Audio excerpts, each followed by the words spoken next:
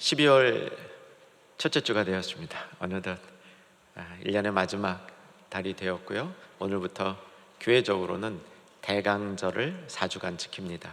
대림절이라고도 얘기하는데 이름은 그렇게 중요한 것이 아닌 것 같습니다.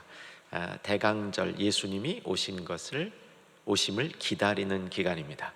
우리는 네 번의 주일을 통해서 우리에게 아기 예수로 오실 구세주 메시아 구원, 그것을 기다릴 때 깊이 있고 또 간절한 마음, 열망하는 마음으로 기다리는 시간 삼기를 소망하는 겁니다. 이 기간 동안 3주는 이번에는 올해는 에베소서, 빌립보서, 골로새서, 여기에 나와 있는 예수님을 찬양하는 노래들을 본문으로 정해서 말씀을 전하려고 합니다. 여러분, 찬양을 좋아하십니까? 대다수는 찬양을 좋아하신 것 같아요. 우리 성도라면 아마 찬양을 좋아하는 그런 이 심령을 하나님께서 심어주셨다, 이렇게 보입니다. 그런데 우리가 정말 찬양을 좋아해야 하는 이유는 음악을 좋아해서만이 아닙니다. 내가 음악에 자질이 있어서만도 아닙니다.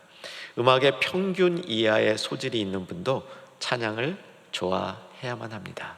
그리고 하나님이 우리를 그렇게 변화시키셨습니다. 오늘 우리는 예수 찬양이라는 초대교회부터 있었던 깊이 있고 정말 교회가 이루어지는 일에 중요했던 내용들을 살펴보려고 합니다. 찬양이 중요한 이유는 예수님을 높일 수 있기 때문입니다. 내가 찬양을 좋아하는데, 내가 찬양하는 음악을 굉장히 잘하는데 내가 예수님을 높이지 않고 있다면, 예수님을 높이는 마음이 없이 그저 음악을 좋아해서 찬양을 하는 것이라면 그것은 성경이 기뻐하는 찬양의 모습은 아니라고 할 수 있겠습니다. 성도가 찬양을 좋아하는 것은 예수님을 높일 수 있기 때문인데, 그 예수님을 높이는 가운데 고백이 담겨 있습니다. 예수님을 높이는 그 높임 속에는 자신의 고백이 담겨 있고, 예수님을 같이 높이는 공동체는 하나 될 수 있는 축복이 있습니다. 공동체가 하나와 같이 한 마음으로 하나님을 높일 때 특별한 은혜가 있습니다. 아마 우리 임마누엘 찬양대원들도 같은 마음으로 하나님 앞에 찬양을 올릴 때 이 찬양대원 사이에 은혜가 있는 줄로 믿습니다. 그리고 이 찬양이 성도들과 나누어질 때 하나님을 높이는 그 일이 온 회중들에게, 온 교우들에게도 특별한 시간으로 다가가게 되어 있는 겁니다. 우리는 하나님을 높일 때 영혼의 침체에서 벗어날 수 있습니다. 오늘도 침체된 심령으로 이 자리에 계신 분들 있다면 하나님을 높임을 통하여 침체에서 벗어나는 역사가 일어나기를 소망합니다. 낙심해서 다시 열심으로 전환되고, 태만해서 깨어있는 삶으로 바뀌고, 방만하던 나의 인생이 절제된 삶으로 전환되어지는 역사는 하나님을 높일 때 일어납니다. 하나님을 높이는 것이 찬양이죠. 본문의 내용은 굉장히 어렵습니다. 사실 절수도 길고 내용도 많았습니다. 주일 본문으로 읽기에는 만만치 않은 내용이고요. 여러분, 특별히 오늘 본문과 같은 내용은 골자를 잘 뽑아야 합니다. 이게 200개가 넘는 단어로 구성되어 있는 한 개의 문장입니다. 복잡하다는 얘기죠. 결국 이 내용은 사도 바울이 자기의 고백을 담아서 하나님 앞에 기도하는 것인데, 이 기도가 운율을 따라서 하나님을 노래하는 이 찬양이 되는 겁니다. 이 골자를 뽑아보면 이렇게 뽑히는 것 같아요. 첫 시작이 찬송하리로다, 송축하리로다, 이렇게 기억하시는 분도 있을 겁니다. 찬송하리로다, 찬양하고 있습니다. 하나님을 높이고 있습니다. 내용이 매우 복잡합니다. 아마 이 내용을 하나하나 다 다룬다면 상당수의 성도님들이 머리에 쥐가 날 것 같습니다. 그래서 이 주요 내용을 뽑으면, 펜 가지신 분들은 한번 펜을 사용하셔서 3장 처음에 3절에 나오는 찬송하리로다를 박스 치시고요, 박스를 하시고 찬송하리로다로 시작을 해서 찬송하리로다, 찬송하리로다, 찬송하리로다 3번이 후렴처럼 반복이 되고 있습니다. 그래서 노래라고 볼 수 있는 거죠. 6절을 보면 6절 끝부분에 찬송하게 하려는 것이라. 한번 동그라미를 치시면 좋을 것 같아요. 12절 끝부분으로 가면 찬송이 되게 하려 하심이라. 14절 마지막으로 가면 찬송하게 하려 하심이라. 찬송하리로다 딱 선포한 다음에 이런 세 가지 이유에서 하나님을 찬송한다 라고 설명하고 있는 겁니다. 근데 이 찬송이 보통 찬송이 아니죠. 찬송하리로다 앞에부터 보면 6절 끝부분 영광을 찬송하리로다, 12절에 그의 영광에 찬송이 되려 하심이라, 14절 그의 영광을 찬송하게, 영광의 찬송입니다. 여러분, 찬송 중에 찬송이 영광의 찬송인 줄로 아시기 바랍니다. 우리가 드려야 될 찬송이 영광의 찬송이 될 때 이것은 곡조가 있든 없든 하나님을 높이는 일을 우리가 경험하게 될 거라는 사실입니다. 찬송하는 내용을 이제 세 가지로 딱 정리해서 그것만 살펴볼 겁니다. 첫 번째 찬송하는 내용은 5절에 나와 있습니다. 무엇을 찬송하고 있냐면 5절 아들들이 되게 하셨으니, 끝부분입니다. 밑줄을 그으시면 될 것 같습니다. 아들들이 되게 하셨으니 찬송하리로다. 여기 아들은 자녀라고 보시면 좋습니다. 우리 여성분들 자녀라고 보시면 좋겠어요. 하나님의 자녀 삼아 주셨으니 우리가 찬송합니다. 두 번째 찬송은 11절인데 이 부분이 제일 복잡합니다. 11절에서 끝부분에 기업이 되었으니 12절로 넘어가서 하나님의 영광을 찬송합니다. 이렇게 골자가 잡히는 겁니다. 세 번째 찬송은 13절인데 13절 끝부분에 성령으로 인치심을 받았으니 찬송합니다. 이렇게 구조가 되어 있습니다. 찬송하는 이유 세 가지. 첫째, 자녀가 되게 하셨으니 찬송합니다. 둘째, 기업이 되게 하셨으니 찬송합니다. 이 부분이 좀 어려워요. 오늘 이 부분을 집중할 겁니다. 세 번째, 성령의 인치심을 받았으니 찬송합니다.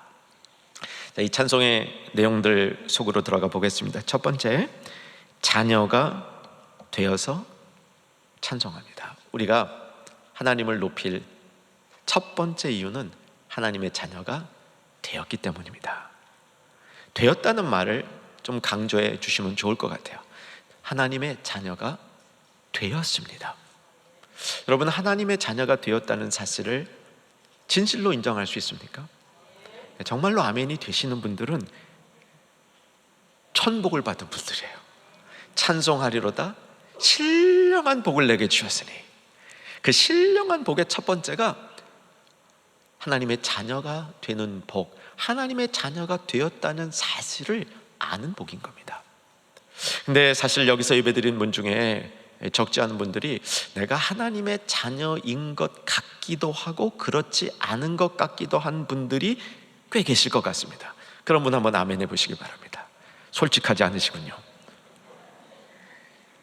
내가 하나님의 자녀인 것 같은데 어떤 데 보면 아닌 것 같고, 정말 내가 다른 사람에게 하나님의 자녀라고 말하기에는 뭔가 조금 부끄러움이 있고, 내가 하나님의 자녀라고 말하곤 싶은데 자신 있게 하나님의 자녀라고 말할 때 혹시 하나님이 나 자녀라고 안 해주시면 웬 민망, 뭐 이런 생각이 들면서 내가 하나님의 자녀라는 사실을 거침없이 알리고 고백하는 게 쉽지 않은 분들도 계실 겁니다.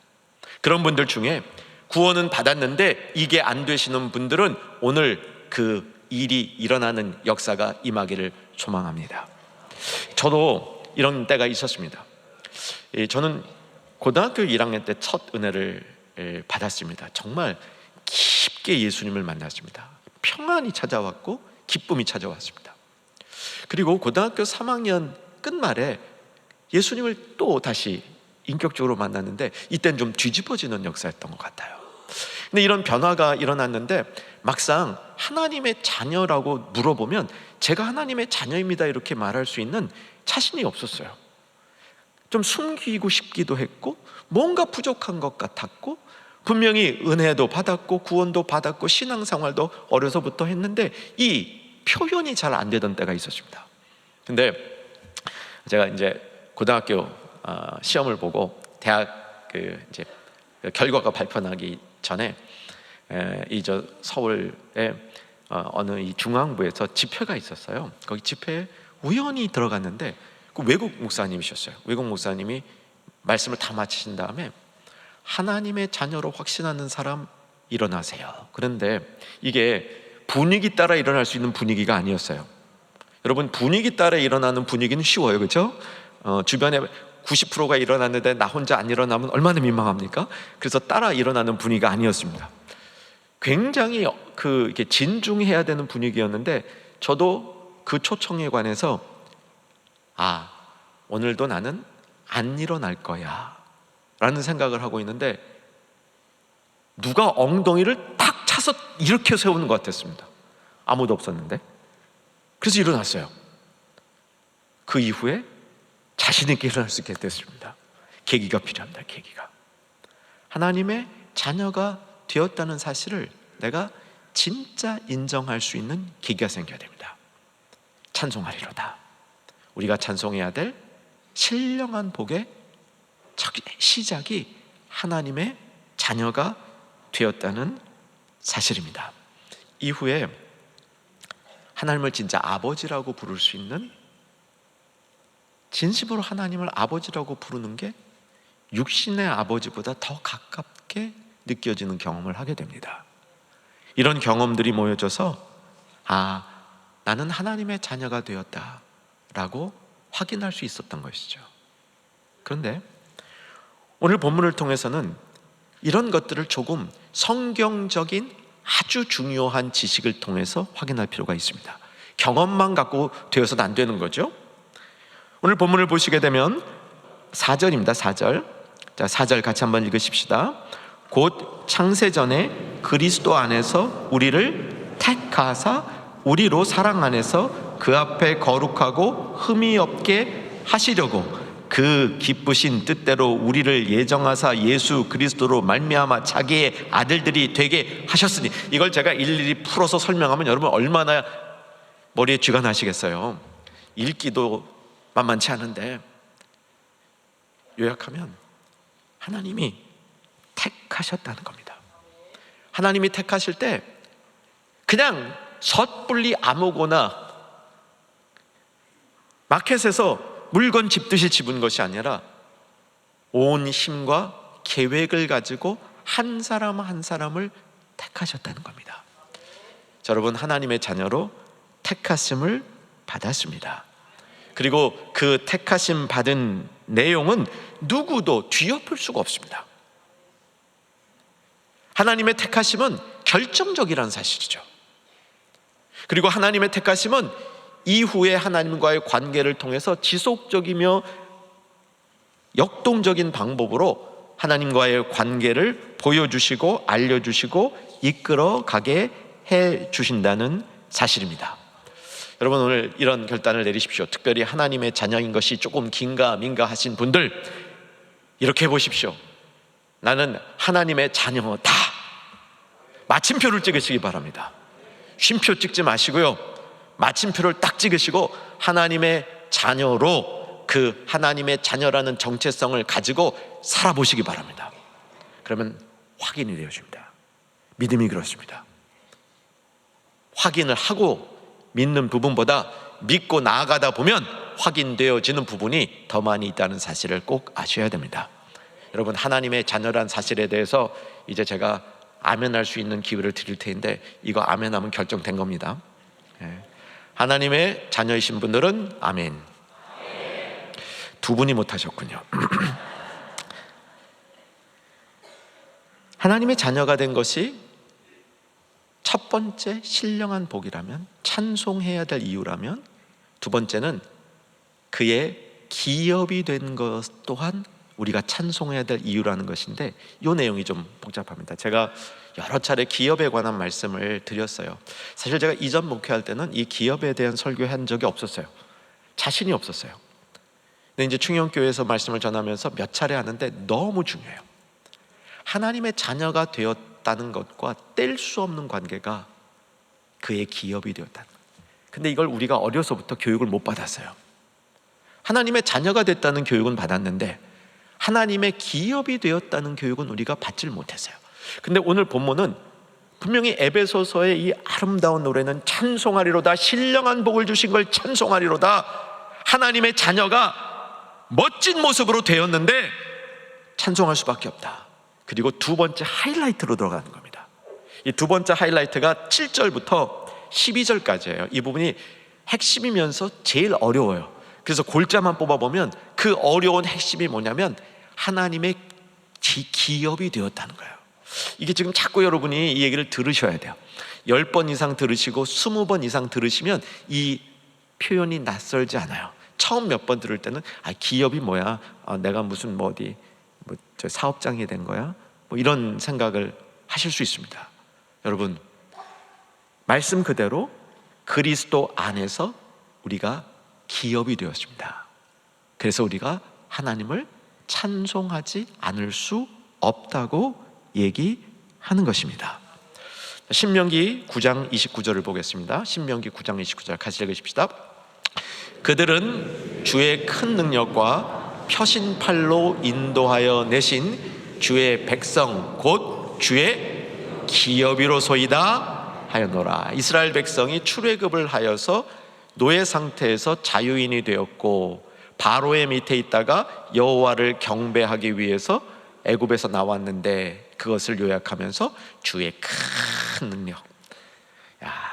주의 큰 능력 여러분 하실 때 이 출애굽 장면을 생각하셔야 돼요. 그의 표신팔, 그로 인도하여서 그 다음입니다.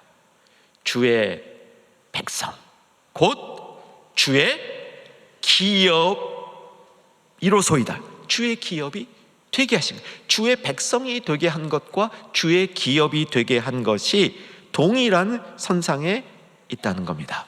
기업은 성경 안에 기업이란 단어가 한 4가지 정도의 중요한 의미가 있는데 이게 4가지 의미가 서로 연결되어지면 전달하기가 참 편해요. 여러분도 받아들이기가 편합니다. 근데 4가지 정도의 내용이 서로 색다른 모습으로 펼쳐져서 이걸 다 설명하면 오히려 좀 골치 아파져요. 그래서 가장 중요한 2포인트만 얘기하면 기업은 터전입니다. 터전. 나의 영원하신 기업, 생명보다 귀하다. 나의 갈 길 다가도록. 나의 영원하신 기업, 하나님을 우리가 노래하는 겁니다. 예수님을 노래하는 겁니다. 그 기업이라고 했을 때 터전을 의미하는 겁니다. 터전. 그렇게 하면 좀 이해가 됐죠? 한자로 연결하셔 보아도 아마 그렇게 될 거예요. 기업 터전이라는 겁니다. 그러면 이 터전이라는 게 도대체 무슨 뜻이야? 이 터전은 하나님께서 자신이 통치하는 영역이라는 면에서 터전이라는 뜻입니다. 그러니까 내가 하나님의 기업이 되었다는 것은 하나님이 나를 통치하신다는 겁니다. 하나님이 나를 통치하심으로 이 세상에 하나님이 이루고자 하시는 일을 이루어 가시는 발판이 되게 하신다는 겁니다. 그런 의미에서 터전이 있는 것이죠. 여러분이 부모이신 분들 자녀를 위해서 터전을 마련해 주시고 싶으세요? 아니세요? 자기 건 자기가 알아서 하는 겁니까? 맞아요. 그게 맞습니다. 그런데 여러분, 부모의 심정에서 자녀가 살 수 있는 터전을 조금이라도 마련해 주고 싶습니까? 아닙니까? 믿음대로 될 겁니다. 능력이 안 돼서 그렇지. 사실 문제는 능력이 있는 사람이 과한 것도 문제입니다. 그런데 부모가 되면 자식들이 삶의 터전을 갖고 있도록 도와줘야 되는 게 부모의 당연한 거야. 그래 교육시키잖아요. 그냥 내버려 두지 않고 교육시키잖아요. 왜? 자신의 삶을 살아갈 수 있는 터전을 마련해 주기 위한 것이죠. 제가 처음 이민 목회 시작했을 때 저희 동네, 저는 LA에서 이제 시작을 했는데 저희 동네 사시는 분은 아니었고요. 좀 북쪽에 북가주라 그러죠. 이제 캘리포니아주 중간 지역에 사시는 분인데 굉장히 부유하셨던 것 같아요. 제가 직접 보지 못했습니다. 그냥 저한테 이렇게 자랑만 하셔가지고 저는 한 귀로 듣고 한 귀로 그냥 흘리면서 속으로 내용을 한번 이렇게 반추한 것이었는데 굉장히 잘 사셨던 것 같아요. 뭐라고 말씀하시냐면, 목사님, 저희 집에는요 이 출입구에 큰 항아리가 3개 있습니다. 애가 셋인데요, 그 항아리 안에 현찰을 가득 넣어놓습니다. 출입할 때 원하는 만큼 집어들고 나가라고. 자녀들에게 저는 이렇게 해주고 있습니다. 자녀들이 이제 결혼할 때쯤 되면 한 100만 불 정도 이제 주려고, 그게 제 목표입니다. 얼마나 자랑스럽게 말씀하시는지 모르겠어요. 그래서 제가 속으로 참 그렇게 자녀들에게 터전을 마련해주고 삶이 편안할 수 있도록 기반을 제공해 주려는 부모의 심정은 알겠지만 과연 그게 터전이 될까라는 생각 많이 들었습니다. 저는 자랄 때 저희 아버님은 이제 선생님이셨는데 자녀들에게 이렇게 늘 말씀하셨어요. 공부하고 싶은 만큼 내가 시켜주고 싶은데 그 이유는 네가 알아서 해라. 같은 마음이죠. 부모가 되면 방식이 달라서 그렇지, 방식이 좀 지혜로우냐 그렇지 못하냐 그렇지, 자녀들에게 일정한 터전을 마련해 주고 싶은 마음이 있는 겁니다. 그런데 여러분이 너무 걱정하지 않으셔도 돼요. 여러분의 자녀가 하나님의 자녀라면 하나님께서 그 터전을 마련해 놓으셨습니다. 이거 진짜예요. 꼭 믿음으로 받으시기 바랍니다. 내가 자녀를 위하여 마련해 주려는 어떤 터전보다 더 확실하고 좋은 터전을 하나님이 그의 자녀, 곧 우리에게 위탁해 주신 자녀를 위해서 터전을 마련해 주셨습니다. 그 하나님이 마련해 준 터전을 알고 그 터전을 활용하는 법을 자녀들에게 가르쳐야 되는 거예요. 이게 신앙을 유산으로 물려주는 겁니다. 성도는 하나님께 영광을 돌리는 삶을 언제든지 살 수 있습니다. 아멘 되시겠어요? 이게 돼요. 저는 제가 신앙생활을 하면서 이게 만약에 안 된다고 생각했다면 참 목회하기 힘들었을 것 같아요. 내 몸이 편하고 내 삶이, 환경이 그런대로 괜찮을 때는 하나님의 영광을 찬송하는 삶을 살 수 있고, 힘들고 어렵고 병들고 연약하면 하나님의 영광을 찬송할 수 없는 게 인간이라면 저는 신앙을 얘기하기가 참 어려울 것 같습니다. 그런데 이건 분명합니다. 구원받은 인생은 어떤 환경 속에서도 하나님을 찬송할 수 있습니다. 하나님의 영광을 찬송할 수 있습니다. 그의 삶이 하나님의 터전이기 때문입니다.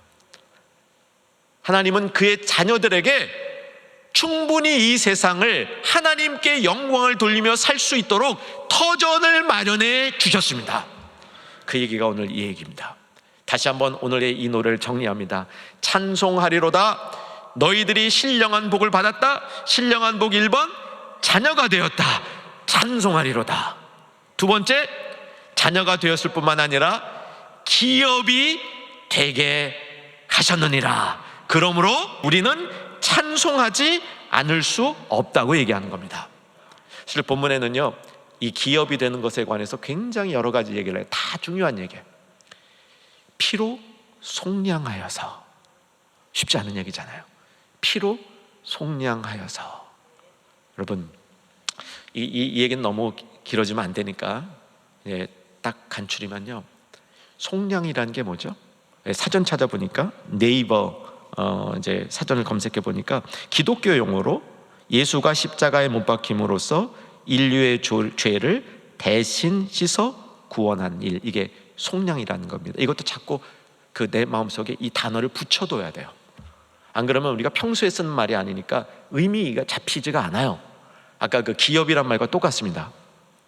근데 이제 피로 말미암아 우리를 속량했다. 예수님의 십자가 사건을 이제 기독교로 얘기하는데, 그냥 일반적으로는 뭐라고 정의가 되냐면, 몸값을 받고 노비의 신분을 풀어주어서 양민이 되게 한 일이야. 그러니까 그 노예 상태에 있던 사람에게 값을 지불하고 노예에서 벗어나게, 이거 속량이라. 그렇죠? 이게 이제 우리가 죄의 노예에 있다가 죄의 값을 예수님이 지불하시고 그 지불하신 예수님의 죄값으로 우리가 죄에서 벗어났다. 속량됐다. 속량 곧 죄사함을 받았다라고 얘기하는 거죠. 그런데 여기서 끝이 아니에요. 우리 성도의 신앙은 내가 속량 곧 죄사함을 받았다, 그러므로 나는 자유인이다, free, 이게 아니에요. 하나님이 우리를 속량하실 때, 적어도 핏값으로 속량하실 때, 그 핏값의 속량은 우리를 후사 삼으려고 속량하신 겁니다. 후사 삼은, 그래서 이게 기업이랑 맞는 얘기예요. 기업은 후사를 삼는 거예요. 터전을 주시고 거기서 터전 안에서 하나님의 후사로 살아가. 그러니까 자녀니까 후사 아니에요, 그렇죠? 다 연결되고 있는 거예요. 그래서 하나님이 우리를 속량하실 때, 기업이 되게 하셨을 때, 그 기업에 터전을 주실 때, 그 터전을 통해서 하나님의 일을 이어가도록 하기 위해서 우리를 속량해 주신 겁니다. 아멘 되시겠어요? 네. 그런데 진짜 중요한 거 오늘 여러분하고 꼭 나누고 싶은 거예요. 자, 본문 다시 봤으면 좋겠는데 8절입니다. 8절. 우선 7절서부터 읽어가죠. 7절 읽겠습니다. 우리는 그리스도 안에서 그의 은혜의 풍성함을 따라 그의 피로 말미암아 속량 곧 죄사함을 받았느니라. 그래서 8절 시작. 이는 그가 모든 지혜와 총명을 우리에게 넘치게 하사. 여기까지. 우리를 하나님의 기업 삼으실 때 주신 게 있어요. 요거를 꼭 챙기시기 바랍니다. 지혜와 총명입니다. 지혜와 총명. 지혜와 총명을 우리에게 그냥 준 게 아니고 넘치게 하자. 그 기업을 이어받아 후사가 되게 하시고, 그리고 시키려는 일들은 그 다음에 나오는데 너무 심오해요. 그건 오늘 못 다뤄요. 뭐 통일도 되게 하시고 막 그래요. 예. 지혜와 총명을 주셨어요. 여러분, 하나님의 자녀라고 아까 두 분 빼고 다 확인하셨는데, 그 두 분도 그냥 멋쩍어서 못하신 분이기를 소망하고요. 하나님의 자녀면 그의 기업입니다. 그의 기업이 될 때 지혜와 총명을 주셨습니다. 지혜와 총명을 꼭 사용하시는 여러분 되시길 바랍니다. 그리고 여러분 자녀들에게 지혜와 총명을 위해서 기도하십시오. 지혜와 총명이 넘칠 수 있도록 기도하십시오. 교회 사역을 할 때 지혜와 총명이 넘칠 수 있도록 기도하시기 바랍니다. 핸드벨 찬양대도 지혜와 총명이 넘쳐서 핸드벨 연주하시고, 또 임마누엘 찬양대 오케스트라 지혜와 총명이 넘쳐서 주일을 감당하는 교회가 될 수 있도록 지혜와 총명, 하나님의 자녀들에게, 그리고 기업을 맡기실 때 어떻게 그 기업을 감당하라고 하셨냐면 지혜와 총명을 주셔서 일을 감당하라고 하셨다는 사실을 꼭 기억하시기 바랍니다. 자, 이 시간에 여러분 정말 지혜롭고 총명해질 수 있기를 간절히 소망합니다. 소망하는 대로 이루어질 줄 믿습니다. 신약 성경에 총명이란 말이 8번 나와요. 8번 나오는데, 자, 요 내용을 조금 여러분하고 나누고 싶은 겁니다. 그래야 정말 총명해질 수 있으니까. 총명의 기본 뜻은 3가지입니다. 총명은 이해력과 돌파력과 어우러짐으로 구성이 됩니다. 이건 신약 성경 8번의 용례를 제가 완전 분석한 겁니다. 이해력과 돌파력과 어우러짐을 통해서 나타나죠. 당시의 사람들도, 예수 믿지 않은 사람들도 지혜와 총명이 참 인간들에게 필요한 것이라고 알았는데, 고린도 전서에 보면 이것이 순세속적인 지혜와 총명이었는데 이건 오히려 부끄러움이 되고, 예수님이 주시는 신령한 복 안에서의 지혜와 총명, 하나님의 기업이 될 때에 그것 감당하기 위해서 주시는 지혜와 총명을 가져야 된다고 얘기합니다. 에베소서에 보면 총명이 어두워지면 이거 끝장이라고 얘기해요. 총명이 어두워지면 자꾸 세상 속으로 빨려나간다는 겁니다. 우리가 총명이 있어야 하나님과 가까이 할 수 있고 하나님의 뜻들을 분별하면서 하나님 앞에 설 수 있다는 사실을 꼭 기억했으면 좋겠습니다. 이것이 총명이 주는 이해의 능력입니다. 총명은요, 잘 어우러지게 만들어요. 여러분, 총명한 사람은 그냥 눈이 반짝반짝 빛나고 머리가 빠르빠르 돌아가는 사람만이 총명한 사람이 아닙니다. 그런 사람 중에는요, 헛똑똑도 많아요. 참 눈도 빠릇빠릇하고 머리도 빠릇빠릇하고 보면 헛똑똑이야. 결정하는 거 보면 하나님의 지혜가 없으니까 헛똑똑이에요. 근데 총명한 사람은 잘 어우러져요. 내가 무슨 말을 해야 될지 알고 어떻게 행동해야 될지를 알기 때문에 주변과 잘 어우러집니다. 이거 하나님이 공짜로 주셨습니다. 거저 주셨어요. 거저 주셨다고 되어 있어요. 여러분 6절 뒷부분에 거저 주신 바 이렇게 있어요. 거저 주신 바. 다 연결이 됩니다. 이거 거저 주셨어요. 세상에서는 이거 얻기 위해요 그렇게 노력을 하는데 하나님이 구원과 함께 자녀됨과 함께 기업을 맡기실 때 거저 주셨답니다. 세 번째 총명은 사실은 내 안에 있는 어떤 성품뿐만 아니라 삶을 살아가는 무기이기도 합니다. 이건 9절 한번 봤으면 좋겠는데 야고보서 3장 13절, 야고보서 3장 13절 자막 같이 읽으십시다. 너희 중에 지혜와 총명이 있는 자가 누구냐? 그는 선행으로 말미암아 지혜 온유함으로 그 행함을 볼. 여러분, 총명은 그냥 내 안에 있는 능력이 아니에요. 선하게 살아가는 삶을 통해서 총명이 그게 드러나지는 겁니다. 자, 이제 말씀을 정리합시다. 하나님을 노래하는 대강절이 됐으면 좋겠습니다. 예수를 노래하는 대강절이 됐으면 좋겠습니다. 하나님의 자녀가 되게 하신 것은 하나님 아버지께서 하신 겁니다. 그런데 기업이 되게 하신 것은 예수님이 하신 거예요. 그의 피로 말미암아 피값으로 속량해서 그 위에 지혜와 총명을 얹혀 주셔가지고 기업이 되게 하신 것은 예수님이 하신 겁니다. 그리고 살짝만 다루지만 마지막 찬송이 되게 하신 것은 성령께서 하신 거예요. 인쳐 주셔서 확실하다.